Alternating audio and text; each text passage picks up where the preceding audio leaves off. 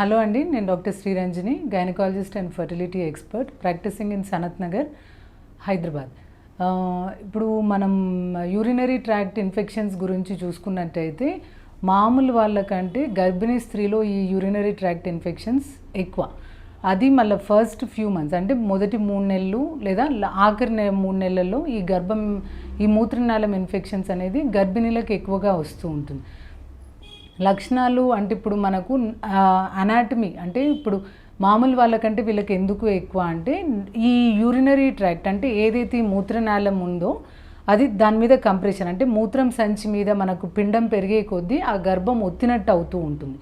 దాని మూలంగా అంటే ఈ మూత్రం ఎక్కువసేపు నిల్వకపోవడం లేదా యూరిన్ అంటే ఆ యూరినరీ ఇంతకుముందు అదే సిజేరియన్ అయిన వాళ్ళు లేదా రిపీటెడ్ ఏమన్నా ఇన్ఫెక్షన్స్ తోటి ఆ మూత్రనాళం లేదా యూరినరీ అంటే గర్భాశయంకి అతికినట్టు యూరినరీ బ్లాడర్ కనుక అతికిపోయినట్టయితే అంటే రిపీటెడ్ సిజేరియన్ లేదా ఎనీ ప్రీవియస్ సర్జరీ అయిన వాళ్ళల్లో ఆ మూత్రం సంచి వచ్చి ఆ గర్భసంచి పక్కకు ఉండడం మూలంగా అతికినట్టు అవుతుంది. వీళ్ళల్లో ఇంకా నార్మల్ వాళ్ళకంటే యూరినరీ ఇన్ఫెక్షన్స్ ఎక్కువగా వస్తుంది. ఫస్ట్ థింగ్ ఆ కంప్రెషన్ అంటే మూత్రం సంచి మీద ఆ గర్భసంచి పెరిగే కొద్దీ ఒత్తినట్టు అవుతుంది, అంటే కంప్రెషన్ ఉంటుంది కాబట్టి వీళ్ళకి యూరినరీ ఇన్ఫెక్షన్స్ ఎక్కువ. అండ్ నార్మల్గా చూసుకున్నట్టయితే వీళ్ళకు యూరిన్ ఎక్కువసేపు ఆగను కూడా ఆగదు, అంటే ఇప్పుడు ఫ్రీక్వెన్సీ ఆఫ్ ద యూరిన్ అంటే నార్మల్ వాళ్ళు ఇప్పుడు నీళ్ళు ఎక్కువ తాగినా లేదా once in 3 hours 4 hours urine pass చేసినట్టయితే గర్భిణీలు every half an hour 1 hour అంటే మోర్ ఫ్రీక్వెంట్ యూరినేషన్ ఉంటుంది.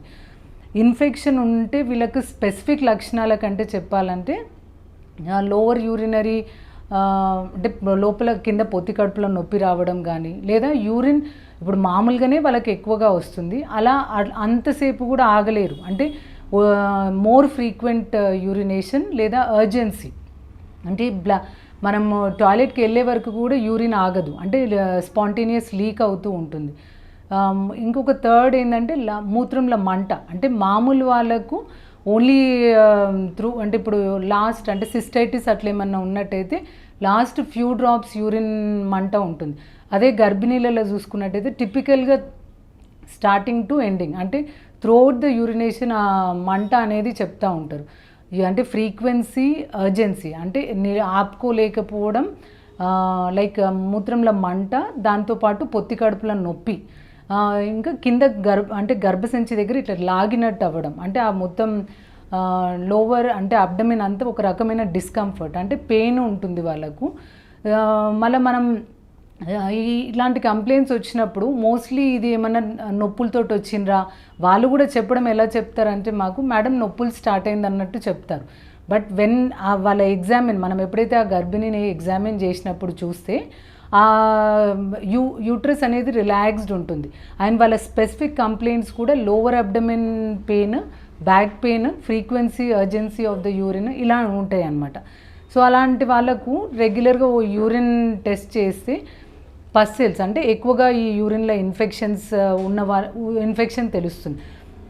నార్మల్ నొప్పులు అనుకోండి, మనం ఈ యాంటీబయాటిక్స్ అలాంటివి పెడితే నొప్పులు ఆగవు. అలా కాకుండా ఇట్లా యూరినరీ కంప్లైంట్స్ అంటే ఇప్పుడు మంట, పొత్తి కడుపులో నొప్పి ఇవన్నీ స్పెసిఫిక్గా లేకుండా కూడా మనకు పెయిన్, డిస్కంఫర్ట్ అని వచ్చినప్పుడు అంటే నొప్పులు అనుకొని వచ్చినప్పుడు ఒక సింపుల్ యాంటీబయాటిక్ ఇచ్చి దాని ముందు ఒక యూరిన్ టెస్ట్ చేస్తే మనకు టిపికల్గా యూరిన్లో పసెల్స్ అనేది తెలుస్తుంది. సో అంటే నెలలు నిండినాక మోర్ ఫ్రీక్వెంట్ అంటే ఛాన్సెస్ ఈ మూత్రం ఇన్ఫెక్షన్స్ వచ్చే అవకాశాలు ఎక్కువ. ఎందుకంటే గ్రావిడ్ యూట్రస్ గర్భం ఎంత పెరిగే కొద్దీ అంత మూత్రం సంచి అనాటమీ మారుతుంది, ప్లస్ కంప్రెషన్ అంటే యూరిన్ని కూడా ఎక్కువసేపు నిల్వనియ్యదు. సో నార్మల్ వాళ్ళకంటే యూరినరీ ట్రాక్ట్ ఇన్ఫెక్షన్స్ గర్భిణీలలో ఎక్కువ. బేసిక్ సింపుల్ యాంటీబయాటిక్స్ పెట్టుకొని యూరినరీ ఇన్ఫెక్షన్స్ క్లియర్ చేసుకోవాలి.